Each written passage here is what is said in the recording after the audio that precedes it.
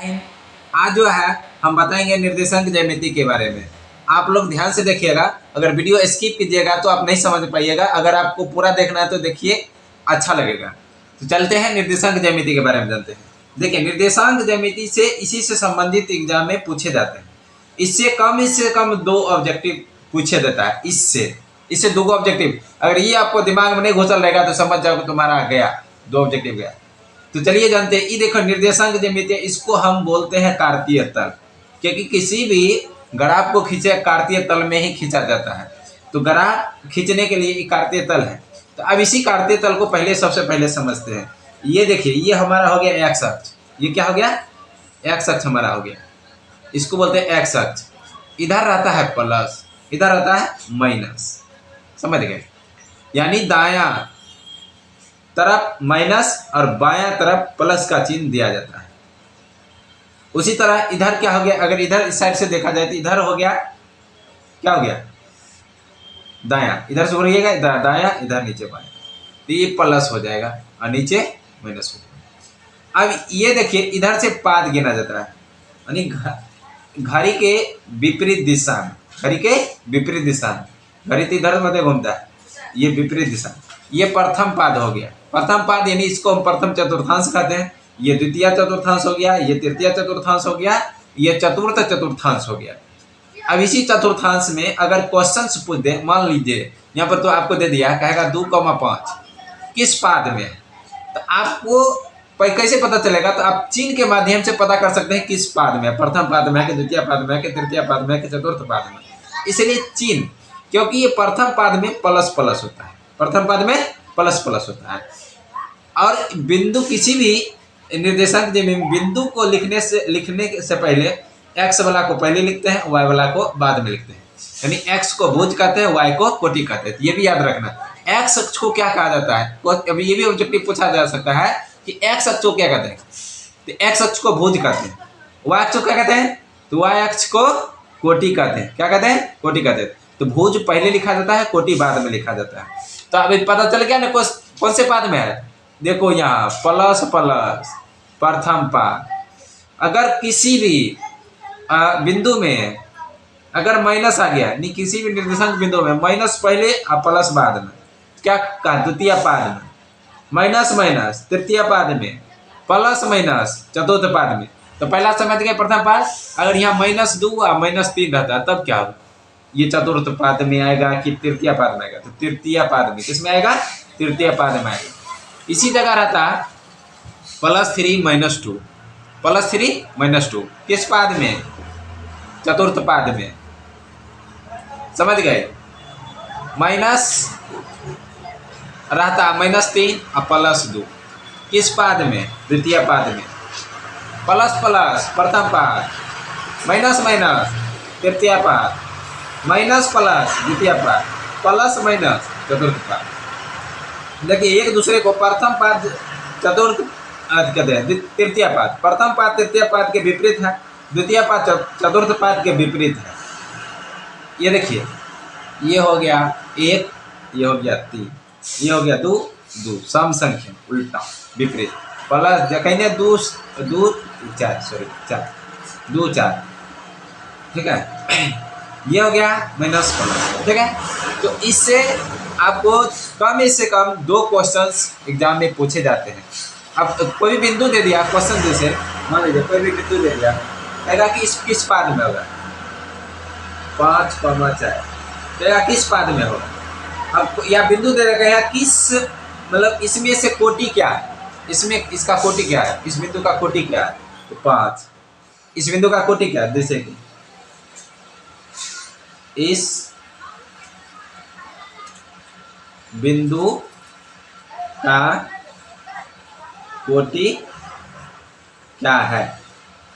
कितना सेकेंड? जल्दी से 2 सेकेंड में जवाब दीजिए। 5 आंसर। समझ गए? बिंदु -2,3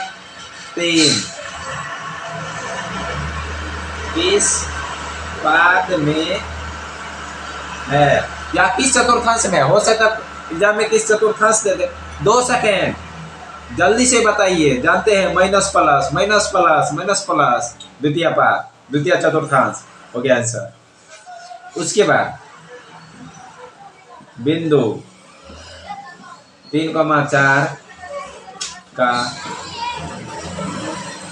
कोटि है। 2 सेकेंड, कौन 4 क्या होगा, क्योंकि x वाला पहले y वाला बाद में 4 आएगा, तो कोटि कोटि का मतलब y अक्ष, y का मान, समझ गए। अब देखिए मूल बिंदु, एग्जाम में मूल बिंदु भी पूछ देता है, तो मूल बिंदु का नियामक क्या होता है, 0 0। मूल बिंदु का नियामक 0 0 होता है। अब इससे एक सवाल और पूछता है, कहेगा मूल बिंदु से किसी बिंदु का दूरी क्या होगा। तो मूल बिंदु से किसी बिंदु का दूरी क्या होगा, तो चलिए आइए हम बताते हैं और सारा सूत्र बताएंगे और उसके साथ सवाल का मतलब हल करके भी दिखाएंगे। ये इससे संबंधित था, इससे संबंधित ये सवाल है। सूत्र दे, यह सब सूत्र हमें लिख दिए हैं, 1 2 3 4 5 6, ये 6 सूत्र मुख्य रूप से आपको याद रखना है। यही 6 सूत्र आपको जो है, देखिए यहाँ तक ले आपका जो है ये तीनों आपके लिए महत्वपूर्ण रहेगा, क्योंकि इसी के माध्यम से ज्यादातर ऑब्जेक्टिव पूछे जाते हैं। इसको कम पूछा ऑब्जेक्टिव में अभी तक तो हम नहीं देखे हैं, कम पूछा जाता है इसको ऑब्जेक्टिव में। एक क्वेश्चन इससे दे दिया जाता है, तो इसके बारे में चलते देखते हैं। दूरी सूत्र, दूरी सूत्र किसको कहते हैं, तो root under x2 minus x1 का whole square plus y2 minus y1 का होल स्क्वायर, यही आपका दूरी सूत्र है। अब इसी दूरी सूत्र का उपयोग करके दो बिंदु, देखिए याद रखिए, दो बिंदु, मान लीजिए एगो ये बिंदु है, एगो ये बिंदु है, इन दोनों के बीच की दूरी निकालना है, इसी को हम लोग दूरी सूत्र कहते हैं। दूरी सूत्र को निकालते हैं तो लिखते हैं मात्रक, क्या लिखते हैं, मात्रक। दूरी सूत्र, अगर दूरी सूत्र का प्रयोग करके किसी भी दो बिंदु का बीच की दूरी निकालें तो उसके पीछे मात्रक लगाना जरूरी होता है। अगर मात्रक नहीं लगाए तो पता ही नहीं चलता है, इसलिए मात्रक लगाना जरूरी होता है। तो दूरी सूत्र जो है, सूत्र होता है root under x2 minus x1 का whole square plus y2 minus y1 का होल स्क्वायर। दो बिंदु रहेगा, एगो बिंदु एगो बिंदु, तो इसी दोनों बीच के जो निकालते हैं उसको दूरी सूत्र बोलते हैं। एक आता है मध्य बिंदु का सूत्र। मध्य बिंदु मतलब क्या आता है, दो बिंदु है, एगो बिंदु दोनों को मिला दो, दोनों के बीच मध्य मतलब बराबर, दो इधर होगा तो दो भी इधर होना चाहिए, इसके बीच में जो बिंदु होगा उसका सूत्र निकालना होता है। तो उसका सूत्र क्या होता है, तो मध्य बिंदु का सूत्र, यानी कि इसके निकालने के लिए आपको देख लीजिए, x1 प्लस x2 बटा 2 y1 प्लस y2 बटा 2, यानी x1 को x2 से जोड़ के 2 से भाग दे देना है, y1 को y2 से जोड़ के 2 से भाग दे देना है, तो निकल गया मध्य बिंदु का सूत्र। अब देखिए मूल बिंदु से किसी बिंदु की दूरी, तो मूल बिंदु, ये देखिए यहाँ पर ये मूल बिंदु है, मान लीजिए मूल बिंदु है, मान लीजिए ये क्या है, ग्राफ, यहाँ पर मूल बिंदु है, ये x अक्ष x डैश, ये y डैश, ठीक है। अब ये देखिए ये y हो गया y डैश। अब ये मूल बिंदु है, ऐसे मूल बिंदु से किसी भी तरह दूरी कहेगा निकाले, तो इसका बस सूत्र क्या होता है, root under x square plus y square, यानी उस बिंदु को मतलब जो है स्क्वायर कर दीजिए, कोई दिक्कत नहीं रहेगा। चलिए क्वेश्चन देख लेते हैं। क्वेश्चन इसलिए दिखाना चाहते हैं कि क्वेश्चन आप देखिएगा तो आपको पता चल जाएगा। चलिए क्वेश्चन से देख लेते हैं, तो एक क्वेश्चन से देख लेते हैं। क्वेश्चन ये है, पहले दूरी सूत्र, बिंदु 2,5 और 3,-2 के बीच की दूरी ज्ञात करें। देखिए ये ऑब्जेक्टिव है तो ऑब्जेक्टिव देखते बनाइए, सब्जेक्टिव देखते बनाने काम मत कीजिए। अगर ऑब्जेक्टिव है तो ऑब्जेक्टिव देखते बनाइए। इसके लिए ट्रिक है। ट्रिक क्या है, देखिए ट्रिक है, यहाँ देखिए x2 को सूत्र देखिए, पहले सूत्र से ही ट्रिक है, आपको यह अलग से एडेड नहीं है, नहीं सूत्र दिमाग लगाइए। x2 माइनस x1 है और y2 माइनस y1 है। यहाँ पर जो y1 आएगा वो माइनस में रहेगा, अगर माइनस में है तो प्लस होगा, और प्लस में रहेगा तो माइनस होगा। वही बात x1 में लागू होता है। x1 का मान अगर माइनस में है तो प्लस होगा, और प्लस में है तो माइनस में होगा, और दोनों को घटा के स्क्वायर कर देना है, दोनों घटा के स्क्वायर कर देना है और जोड़ के वर्ग निकाल लेना है। वही काम करेंगे। यहाँ देखिए ये x1 है, ये x2 है, x2 में से x1 को क्या करना है, घटाना है। तो 3 में से 2 जाएगा कितने बचेगा, 1 का स्क्वायर 1 लिख लीजिए। उसके बाद देखिए ये y1 है अरे यहाँ y1 है, ये y2 को y1 में से घटाएंगे तो y1 है प्लस में है तो माइनस, -5 -2 -5 -2 तो -7, नहीं 7 का स्क्वायर, यानी माइनस का स्क्वायर प्लस में बदल जाता है। क्योंकि जैसे मान लीजिए -7 का 7 से गुना करेगा तो कितना होगा 49, तो माइनस का माइनस से गुना करेंगे तो प्लस होता है, ये बात ध्यान में रखिएगा।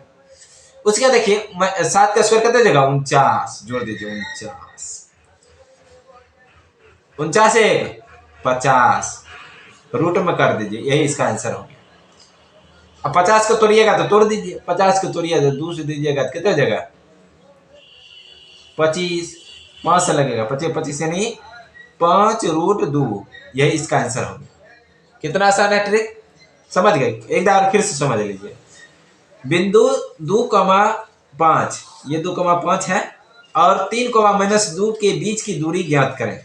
क्या कहेगा दूरी क्या होगा, या दूरी है किसी भी तरह से भाषा लिखा रहेगा तो उसके दूरी का तान ज्ञात करें, चाहे भाषा कैसे लिखे।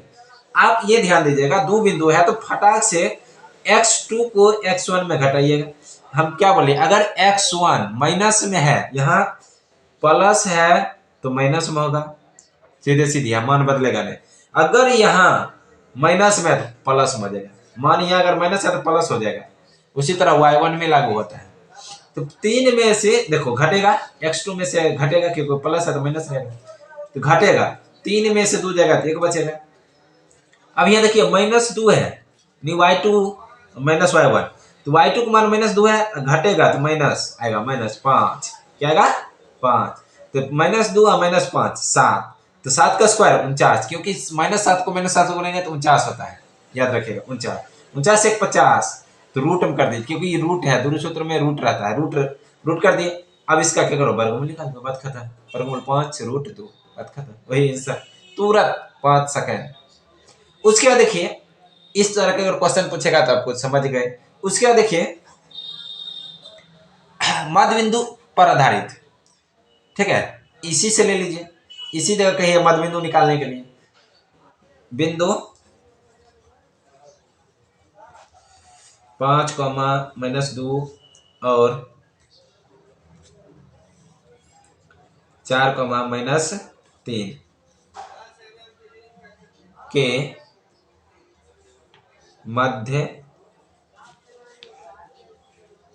बिंदु ज्ञात करें, मध्य बिंदु ज्ञात करें। तो अभी देखिए मध्य बिंदु का क्या ज्ञात करें, तो मध्य बिंदु ज्ञात करें, चाहे भाषा कैसे रे कहेगा मध्य बिंदु, याद रखिए मध्य बिंदु भाषा कैसे रे कहेगा मध्य बिंदु, तो मध्य बिंदु तो फटाफट जोड़ना है, क्या x1 को गया, या देखिए x1 को x2 जोड़ के 2 से भाग दे देना है, इसको इसे y1 को y2 से जोड़ के 2 से भाग देना है, ये देखिए जोड़िए, ये है x1 ये है x2, दोनों प्लस सेम है, 5 4 9/2, ठीक है। उसके बाद देखिए -2 -3 दोनों जुड़ जाएगा, तो -2 -3 तो -5, तो -5/2, ये इसका आंसर होगा। आसान सी सवाल। उसी तरह मूल बिंदु से किसी बिंदु की दूरी निकालना है। मान लीजिए बिंदु दे दिया 3,5 ले लो, 3,5 कहेगा 3 किसी बिंदु से मूल बिंदु की दूरी, यहां लिखे देते हैं, किसी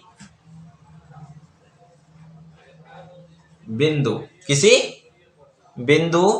3,5 से मूल बिंदु की दूरी है। अगर इस तरह क्वेश्चन है तुरंत इन दोनों का स्क्वायर कर दीजिए और जोड़ के अब वर्गमूल निकाल दीजिए। 3 का स्क्वायर 9, 5 का स्क्वायर 25, जोड़ दो 25 9 34, रूट में कर दो, निकलेगा नहीं निकलेगा, तो यही इसका आंसर हो जाएगा। समझ, किसी बिंदु से मूल बिंदु की दूरी है, यही है, क्योंकि 3 का स्क्वायर कर दो, दोनों का जोड़ दो, स्क्वायर करके दोनों को जोड़ के वर्गमूल निकाल दो, बात खत्म, वही इसका आंसर। समझ गए? तो मिलेंगे अगले वीडियो में। अगर आपको अच्छा लगे तो लाइक और सब्सक्राइब जरूर करें।